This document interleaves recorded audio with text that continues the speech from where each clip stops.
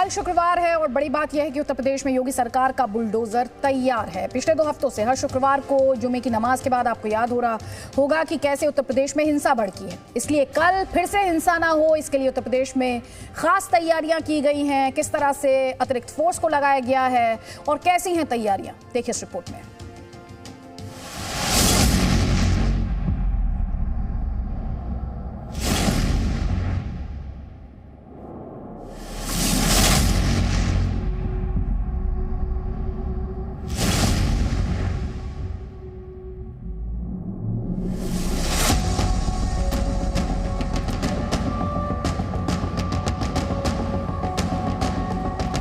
सहारनपुर जनपद में जुमे को लेकर हम लोगों ने काफ़ी व्यापक तैयारियां कर ली हैं।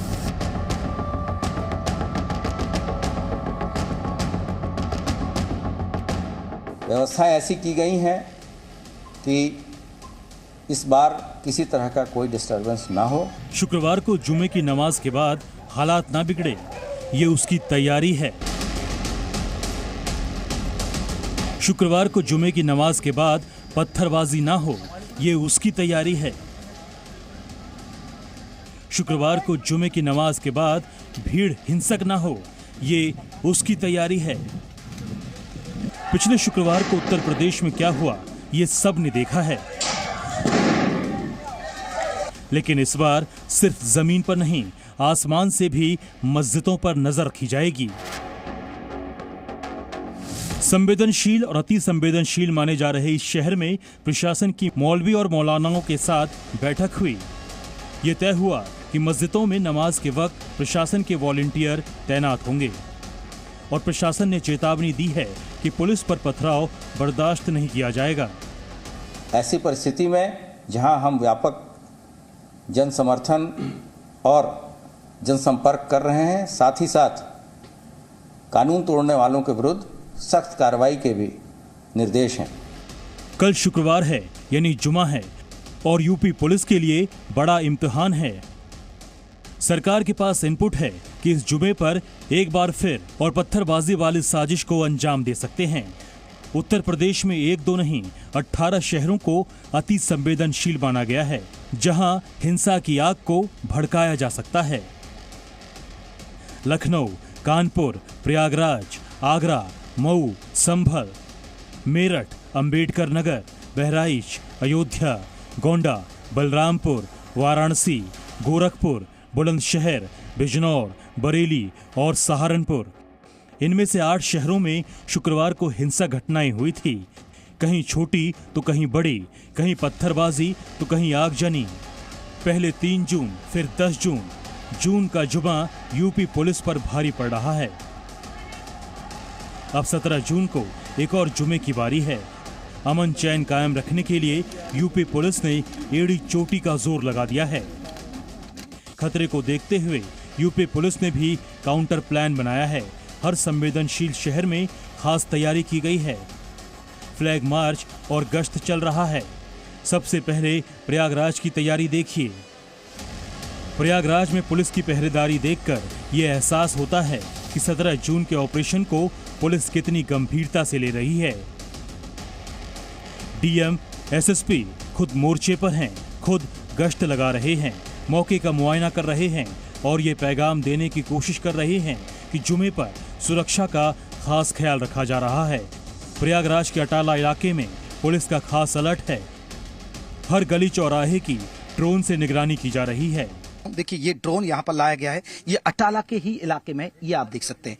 इस ड्रोन के जरिए ये ड्रोन को उड़ाया गया है, अभी थोड़ी देर पहले उड़ाया गया और उन इलाकों में आपको बता दें कि जहां जहां हिंसा भड़की थी पिछली बार, उन इलाकों में उड़ाया जा रहा है कि कोई उपद्रवी, कोई साजिश तो नहीं कर रहा, कोई प्लान तो नहीं कर रहा है। कानपुर में पत्थरबाजों ने 2 हफ्ते पहले बवाल मचाया था, इसलिए पुलिस एक तरफ उपद्रवियों से सख्ती से निपटने का इरादा दिखा रही है तो दूसरी तरफ तो किसी भी किस्म की ज्यादती ना होने की गारंटी भी दे रही है। लोगों को अमन चैन बनाए रखने के लिए अपील की जा रही है। भीड़ भाड़ वाली सभी मस्जिदों पर प्रशासन की नजर है। लोगों को हिदायत दी गई है कि छतों के ऊपर ईंट पत्थर ना रखें और अगर किसी के घर के ऊपर पत्थर मिलते हैं तो सबसे पहले मकान मालिक पर कार्रवाई होगी। इसके अलावा मस्जिदों में प्रशासन के वॉलंटियर तैनात होंगे। ताकि हिंसा से पहले प्रशासन को सूचना दे सके। कानपुर में पिछले दिनों हुई हिंसा के बाद प्रशासन काफी सतर्क नजर आ रहा है और जुमे की नमाज को लेकर के एक बार फिर से तैयारियां तेजी पर हैं, जोरों पर हैं। तो आप देख सकते हैं कि ड्रोन से भी निगरानी की व्यवस्था की जा रही है और ड्रोन कैमरा यहां पर लगाया जा रहा है। ड्रोन के जरिए क्षेत्र पर निगरानी की जा रही है और देखने का प्रयास किया जा रहा है कहीं उपद्रवी तत्व कहीं जमा तो नहीं हो रहे, छतों पर ईंट पत्थर तो नहीं जमा किए जा रहे हैं। और कल भी ड्रोन से इस तरीके की निगरानी की जाएगी। आगरा में पुलिस लगातार फ्लैग मार्च कर रही है। जालौन में मॉक ड्रिल की गई। कई शहरों में हेलीकॉप्टर से निगरानी की तैयारी है। फर्रुखाबाद में कई इलाकों में सीसीटीवी लगाए गए।